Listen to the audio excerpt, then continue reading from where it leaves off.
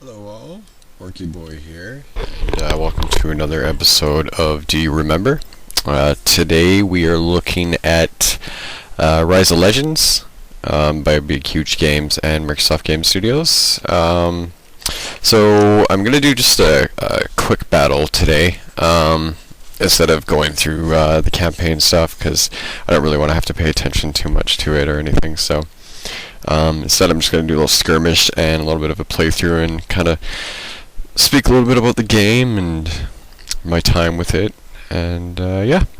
So this game came out around 2006. For the time it was I loved it. I thought it was a great game. You had three key factions. One was kind of the Egyptian type faction. You had another one which was kind of like a Middle Eastern feel to them, and then you had the other one which was kind of a European American feel to them, and they were kind of, each one had their own things. Like the Egyptian guys were kind of futuristic, rocky robotics kind of tech. The Alin, which are the kind of Middle Eastern guys, they were more like creatures and gods and stuff like that. With the Kutal or the Kuotal, I can't remember exactly how to say these guys' names, but the guys that I'm playing as right now, they have gods as well too, but their gods are in representation in the game as these kind of rock robotic gods, very Stargate-ish actually. And with the Vinci, the kind of American European ones, they're very based around kind of like templates of Da Vinci's drawings and stuff for different machines. So anyways, basically the way this works is you have your main city, which you add districts to. You can add military districts, science districts, and religious ones. That's kind of a quick side note here. In this part, I was attacking a city. Throughout the map, there are random cities kind of scattered around, and you can take them over, which allows you to have more military districts, more science districts, which ups your production. In the beginning there, you saw my scout kind of cruising around and picking up these little crystal things that were scattered around. Basically, they're kind of bonuses that give you bonuses to energy and your minerals and stuff, which obviously you put that towards making your barracks, training units and stuff like that as well too. So yeah, so basically once you wipe out the army that's protecting that certain city, you can attack the city and then take it over that way. And then here you'll see my army attacking kind of a mining facility. Kind of the same concept as how the city goes as well too. You take out the army that's protecting it. Once you do, you take out the mining facility itself. There's a timer that runs through. Once the timer's up, it becomes yours.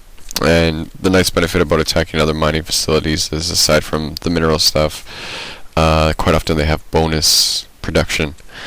So here you can see in the bottom right corner, I'm training up the first god or hero for these kind of Egyptian faction.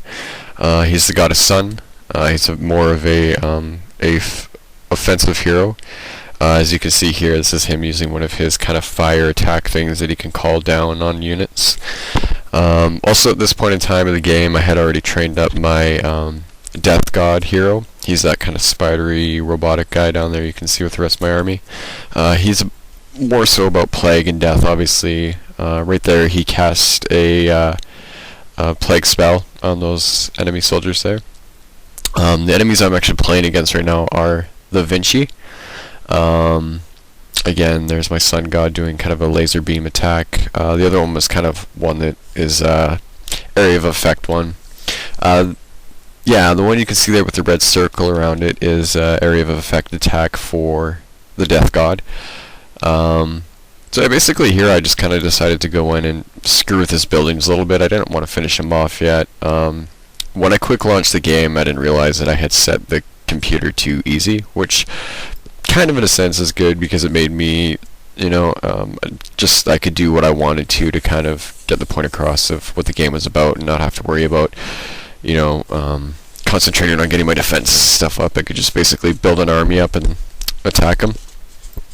So at this point, I have all three of my gods are up. I have Shock, which is the god of kind of like storm and lightning and stuff like that. He's that flying kind of eagle god you see zapping that building over there. So yeah, I'm attacking the Vinci here, just kind of messing with his buildings. At this point in time, I had decided to basically just go in and kind of kill as much as I could. I think pretty soon here I actually ended up just taking this city over.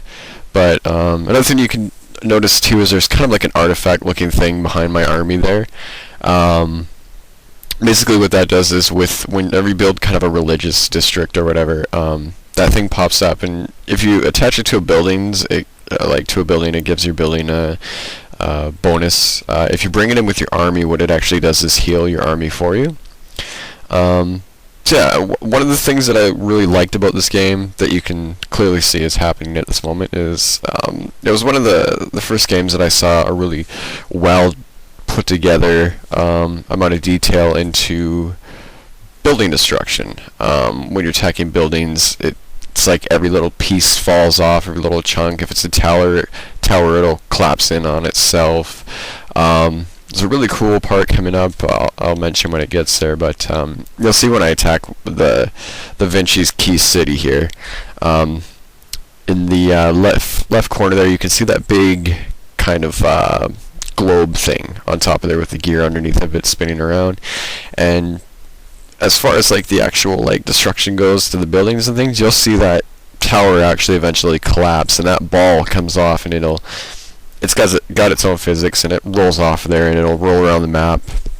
As you can see there, that cannon just blew up, and the cannon top is rolling around over by my army there, and then of course it vanishes.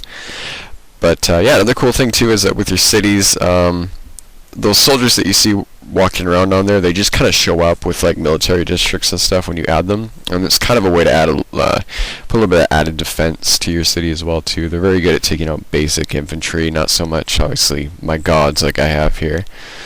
Also earlier, as the game was progressing there, you might have seen a flying unit that was kind of shooting down on me for the Vinci, and she's kind of like a air pirate hero for the Vinci. I may or may not actually go through each of the factions, but yeah, anyways, so back in the day this was a game that I used to play quite a bit. I had a couple friends that played it too. They didn't really get into it as much as I did, but for the time it was a great game. I mean, evidently it's, you know, good looking. It's not terribly old, obviously. It's from 2006. The physics and stuff like that I thought were just really good back in the day for detail on the buildings and stuff, how they collapsed, and you know, you'd see when a tower blows up, you'd see all the little pieces kind of fall off of it, and yeah, I don't know. You'll see that another thing with the Vinci is they have these little supply crate things that go back and forth between their cities to kind of up production for them. And when you shoot them down, you get a bonus from it. Like there, it said I got 50 energy from shooting that thing down. And yeah, so basically here, what I'm doing is taking over the capital city, and once I do that, that's basically how you achieve victory in the game. You can take over other cities that player may have took as well too, and that doesn't necessarily win the game, but you can, you know, fight for those cities and stuff. And obviously the more cities you have, the more mining facilities you have going, the more wealth you're pulling in. This unit here, this tower thing with the big kind of aura of energy in the middle, is kind of a heroic unit that the I'm just gonna call them the Egyptian faction. To be honest, I don't really quite understand how to pronounce the name. The first time I did that, I'm pretty sure I said it wrong anyways. So yeah, unfortunately I didn't really get to use my heroic unit too much, because by the time he had actually been built, I had basically taken the city from the Vinci's. So anyways, yeah, there you have it. That is Rise of Legends. Hopefully you enjoyed.